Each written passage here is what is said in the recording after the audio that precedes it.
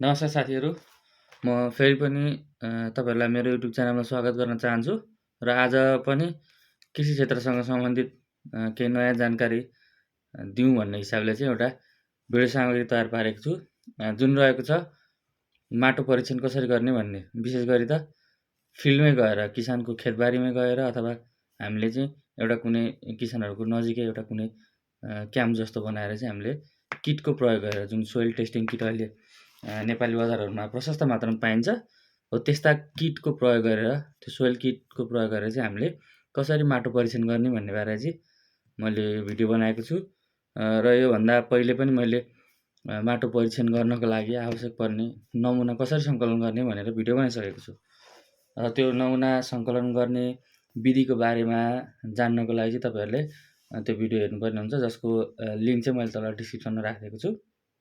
र अब हामी कसरी माटो परीक्षण गर्ने, माटो परीक्षण गर्दाखेरि के कुरामा ध्यान दिनुपर्छ भन्ने जस्ता कुराहरू सँगसँगै चाहिँ हामी माटो परीक्षण गर्नतर्फ लाग्छौँ।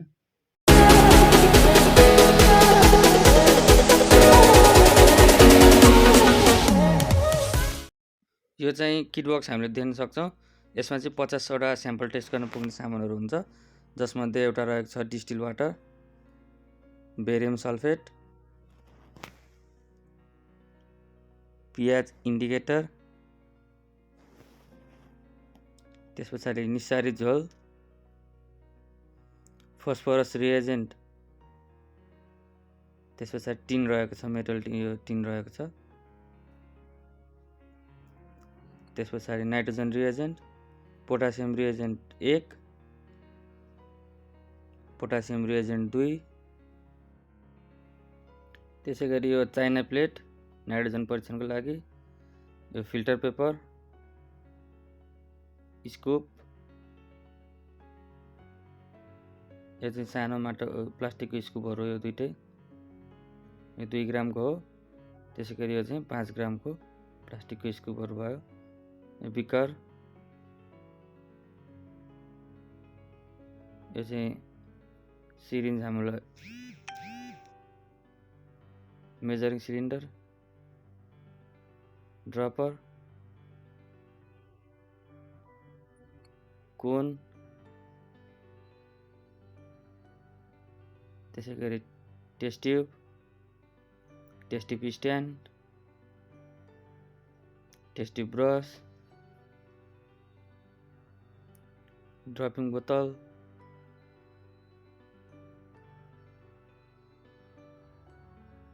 त्यसै गरी यो कलर चार्ट, यो पिएच चार्ट, नाइट्रोजन, फस्फोरस र पोटासको चार्ट। अब हामी सुरुमा पिएच कसरी परीक्षण गर्ने भनेर हेर्दैछौँ, जसको लागि चाहिँ हामीले एउटा बिगरमा डिस्टिल वाटर राख्छौँ र त्यो डिस्टिल वाटरलाई चाहिँ यो सिरिन्जको सहायताले चाहिँ 5 ml हुने गरी हामी लिन्छौँ।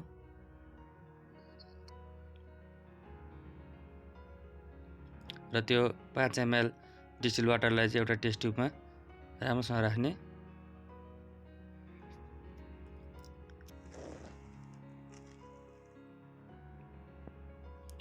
यसरी टेस्ट ट्युबमा राखिसकेपछि अब हामीले छानेर तयार पारेको जुन हाम्रो नमुना हुन्छ, त्यो नमुनालाई चाहिँ 5 ग्रामको जुन स्कुप हुन्छ, त्यो स्कुपभरि राख्ने र टेस्ट ट्युबमा खन्याउने। जुन डिस्टिल वाटर भएको टेस्ट ट्युब हुन्छ त्यसमा खन्याउने र हल्का हल्लाउने त्यसलाई खनाइसके पछाडि। र अर्को सानो जुन 2 ग्रामको स्कुप हुन्थ्यो, त्यो स्कुपभरि चाहिँ हामीले बेरियम सल्फेट राख्ने र त्यो बेरियम सल्फेटलाई पनि हामीले पुनः डिस्टिल वाटर र माटो भएको टेस्ट ट्युबमा खन्याउने।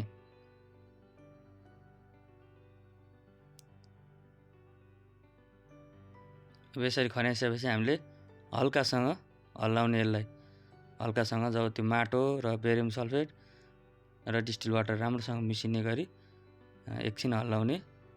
र हल्लाइसकेपछि हामीले यो जुन तयार भएको नमुना छ, यसलाई चाहिँ 20 मिनटसम्म चाहिँ छाडिदिनुपर्छ र 20 मिनटपछि यसमा हामीले पिएच जुन इन्डिकेटर हुन्छ त्यसको प्रयोग गरेर यसको रङ कस्तो आउँछ हेर्नेछौँ।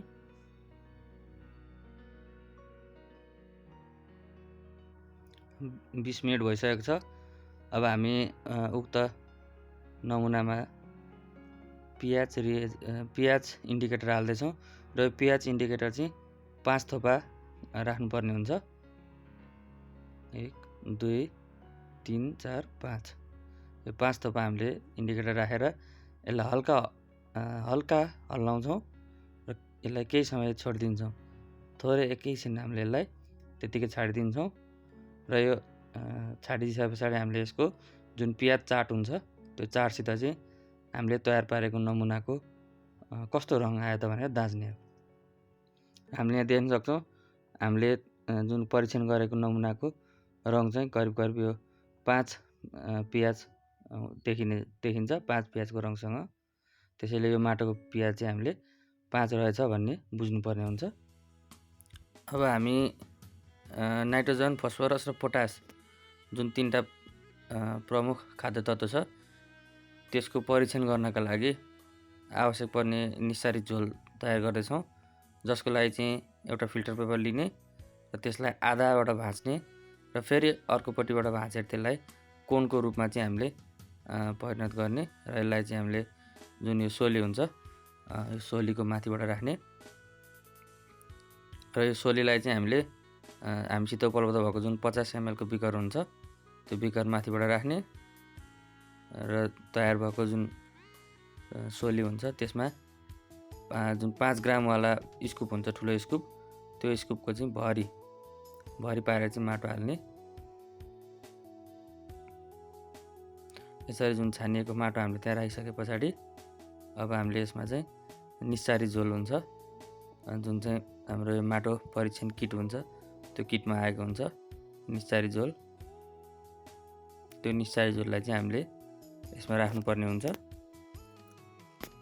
जसको लागि हामीले त्यो निस्सारी झोललाई चाहिँ बिकरमा खन्याउँछौँ ताकि हामीलाई प्रयोग गर्न सजिलो होस्। र बिकरमा खनाइसके पछाडि हामीले सिरिन्जको सहायताले चाहिँ 10 ml निस्सारी झोल चाहिँ हामीले प्रयोग गर्नुपर्ने हुन्छ। र यसरी प्रयोग गर्ने जुन सिरिन्ज ड्रपरहरू हुन्छ नि त्यसलाई चाहिँ हामीले एउटा केमिकलमा प्रयोग गरिसकेपछि अर्को केमिकलमा प्रयोग गर्नुभन्दा अगाडि चाहिँ राम्रोसँग सफा गर्नुपर्ने हुन्छ। हामीले यसलाई सफा गरिसकेका छौँ र अब यसमा चाहिँ हामीले 10 मिलिलिटर जुन निस्सारी झोल छ त्यसलाई प्रयोग गर्दैछौँ। अब देख्न सक्नुहुन्छ 10 ml लाई चाहिँ अब हामी सोलीमाथिबाट जुन राखेको माटो छ त्यसमा राख्नेछौँ र यो माटोमा निस्सारी झोल राखिसके पछाडि यहाँबाट छानिएर यहाँबाट जुन फिल्टरबाट तल झरेको घोल हुन्छ त्यो चाहिँ हामीले नाइट्रोजन, फस्फरस र पोटास 3वटा प्रमुख खाद्य तत्त्वहरूको मात्रा परीक्षण गर्नको लागि प्रयोग गर्ने गर्दछौँ। यसरी हामीले निस्सारी झोल तयार गरिसके पछाडि अब हामी नाइट्रोजन परीक्षण गर्नतर्फ लाग्छौँ, जसको लागि एउटा सफा चाइना प्लेट लिन्छौँ र त्यो चाइना प्लेटमा चाहिँ छानिएको निस्सारी झोलको 4 थोपा राख्ने। 1 2 3 4 यसरी हामीले निस्सारी जुन तयार भएको निस्सारी झोल हुन्छ छानिएको त्यो 4 थोपा राख्ने र 1 थोपा चाहिँ हामीले नाइट्रोजन रिएजेन्ट राख्नुपर्ने हुन्छ।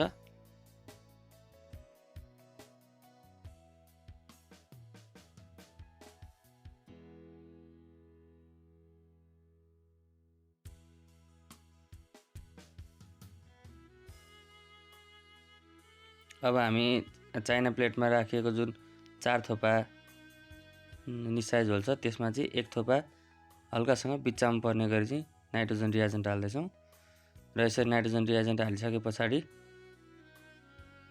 यो नाइट्रोजन रिएजेन्टको कारणले गर्दाखेरि यसमा रङ परिवर्तन आउनुपर्छ। हामी यहाँ नाइट्रोजन कलर चार्ट पनि देख्न सक्छौँ। अधिक छ भने चाहिँ गाढा निलो, मध्यम छ भने चाहिँ हल्का निलो र कम छ भनेदेखि चाहिँ सेतो देखिन्छ अथवा रङ परिणत हुँदैन। हाम्रो यो नमुनामा रङ परिणत भएको छैन भनेपछि यसमा चाहिँ नाइट्रोजन कम भएको छ भन्ने बुझिन्छ। र अब यसै गरी हामी फस्फरस परीक्षण गर्नतर्फ लागौँ। फस्फरसको लागि हामीले के गर्नुपर्छ भने 2 ml चाहिँ जुन तयार गरेको निस्सारी झोल छ फिल्टर गरेर निकालेको त्यसलाई एउटा टेस्ट ट्युबमा राख्नुपर्ने हुन्छ।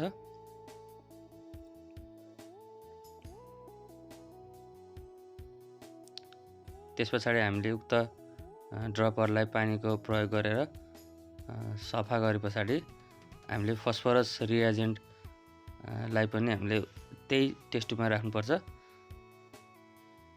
यो पनि 2 ml हामीले प्रयोग गर्नुपर्ने हुन्छ। 2 ml फस्फोरस रिएजेन्टलाई चाहिँ हामीले अब उक्त निस्सारी झोल जुन छानिएको निस्सारी झोल राखिएको टेस्ट ट्युबमा हाल्छौँ।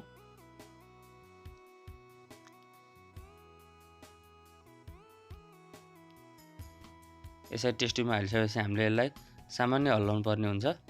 सामान्य हल्लाइसके पछाडि यसमा जुन टिनको डल्ला हुन्छन्, साना 2टा टिनका डल्ला हामीले यसमा राख्नुपर्ने हुन्छ।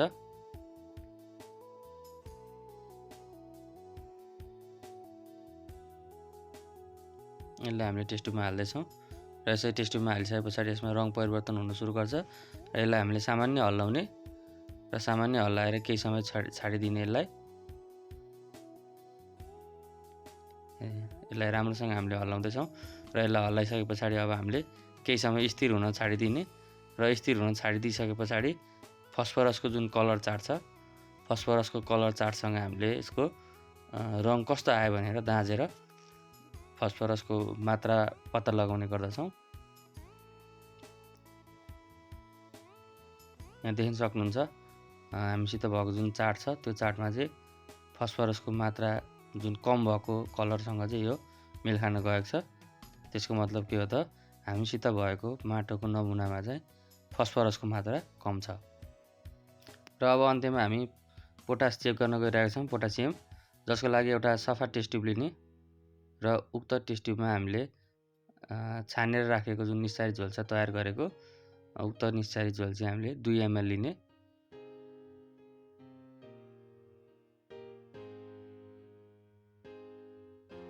र त्यो 2 ml निस्सारी झोललाई टेस्ट ट्युबमा हालिसके पछाडि उक्त ड्रपरलाई फेरि एकचोटि राम्रोसँग सफा गर्ने, अथवा हामीले अर्को ड्रपर अथवा सिरिन्ज छ भने त्यसलाई पनि प्रयोग गर्न सक्छौँ।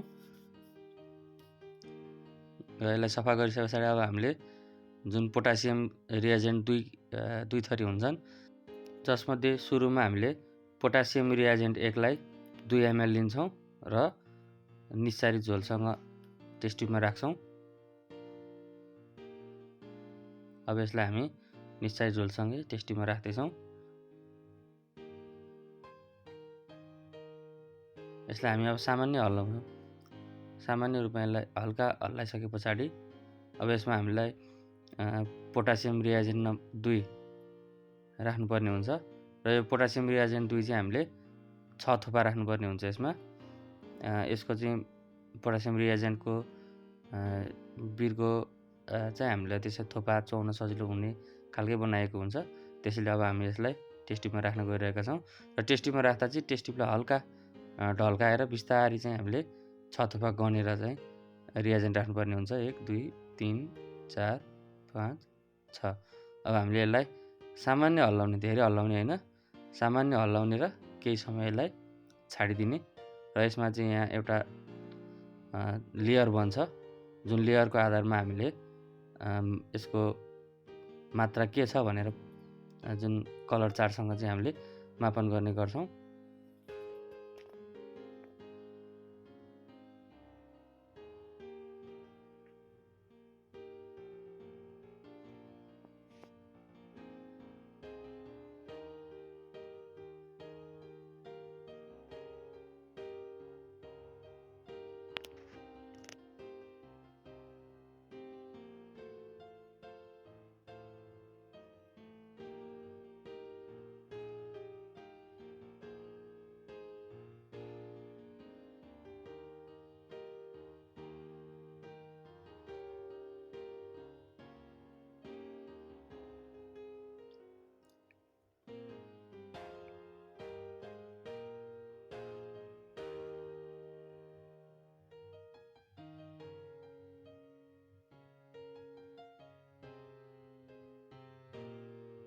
यहाँ देख्न सकिन्छ, यहाँ चाहिँ लेयर एउटा तयार भइसकेको छ। अब हामी यसलाई चार्टसँग दाँच्दैछौँ।